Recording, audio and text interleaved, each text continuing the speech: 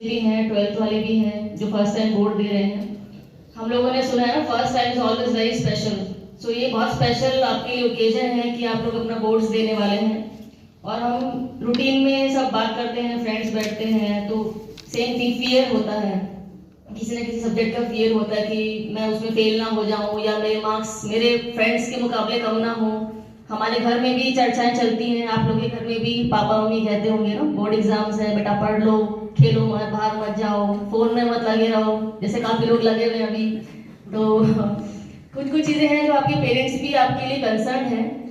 मैं सिर्फ यही कहना चाहती हूँ कि आप सबसे पहले खुद अपने लिए कंसर्न हो और डर ना रखें, क्योंकि ये एग्जाम है, ये लाइफ नहीं है कि खत्म हो जाएगा। तो exams are part of our life. हमारी जिंदगी में बहुत एग्जाम्स आएंगे, 10वीं आएगा, 11वीं भी आएगा, उसके बाद ही 12वीं में जाएंगे, 12वीं के बाद भी कंपटीशन एग्जाम्स देंगे, नेशनल लेवल के देंगे, स्टेट लेवल के देंगे। और हर एग्जाम को एक टारगेट और एक चैलेंज की तरह ही आपको रखना है। It is not the end of life. कई बार हम देखते हैं कि रिजल्ट अच्छा नहीं आता है तो हम ऐसी दुखद खबरें भी सुनते हैं या बच्चे डिप्रेस हो जाते हैं। तो ये सब चीजें हमें अपने मन से, मन के हारे हारे जो बोला वीडियो साहब ने, हमारे मन में ही हमको इसको धारण करना है कि वी शुड नॉट फियर। अगर आप पहले से डर जाओगे कि मैं नहीं कर सकता हूँ या मुझसे नहीं होगा, तो सच में आपसे कभी नहीं होगा। और हम भी आपके तरह स्टूडेंट्स रहे हैं, हम लोगों ने भी 10th बोर्ड 12th बोर्ड दिया है, और सेम जो टेंशन आपको है वो हम लोगों को भी थी। ऐसा नहीं है कि हम लोग बहुत स्ट्रॉन्ग थे, हम भी डरते थे, हमें भी लगता था कि हमारे ये सब्जेक्ट में शायद मार्क्स कम रहें या हम क्लास में सबसे पीछे ना हो जाएं। मैथ्स का डर हमें भी था, मैं भी मैथ्स से बहुत डरती थी।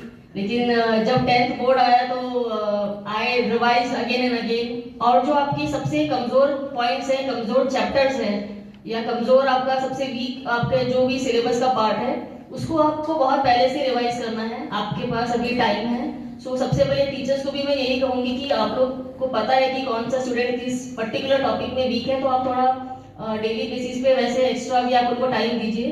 और તમે જે વીક पॉइंट છે તમારે એ પહેલા પ્રેક્ટિસ કરી લેવાનું। उसके अलावा जो चीज आपको आती है उसमें तो आपको सिंपल रिवीजन करना है, उसमें आपको मालूम है कि मैं कर सकता हूँ। जहाँ वीक पॉइंट है पहले उसको प्रिपेयर कीजिए।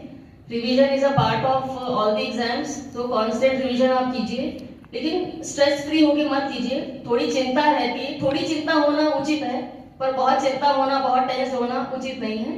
तो आप जब भी पढ़ाई करें क्वालिटी टाइम दें। सेम थिंग कि फोन रखा है पास में, व्हाट्सएप આવી ગયું मैं જોઈ લઉં, है ना, फेसबुक ઉપર મેસેજ આવી ગઈ, કોઈના પાસે ઇન્સ્ટા પણ હોય, તો એ જ્યારે આપણે પढ़ाई करता હોઈએ છીએ ત્યારે फोन के टीवी ये બધું થી दूर રહેવાનું। इससे आपका कंसंट्रेशन खराब होता है। और लाइफ में अच्छा करना है तो आपको टाइम भी इन्वेस्ट करना है, बट क्वालिटी टाइम दीजिए। बहुत सारे बच्चे ऐसे होते हैं कि आखा दिवस આપણે 8-8 10-10 કલાક પढ़ીએ છીએ છતાં मार्क्स નથી આવતા, क्योंकि आपने वो उसको क्वालिटी यूटिलाइज नहीं किया, या कहीं कंसंट्रेशन नहीं किया, या आपने अपने पॉइंट्स जो वीक एरियाज उस पर वर्क नहीं किया है। सो बोर्ड एग्जाम्स में ये बहुत इंपॉर्टेंट है। और 12वीं क्लास के जो बच्चे हैं उनके लिए करियर बनाने का नेक्स्ट स्टेप है। जैसा वीडियो साहब ने बोला कि इट इज अ जंक्शन। उसके बाद आप में से कोई MBA भी करेगा, कोई टीचर बनेगा, कोई डॉक्टर बनेगा, कोई डिफेंस में जाएगा, कोई किसी और फील्ड में जाना चाहेगा।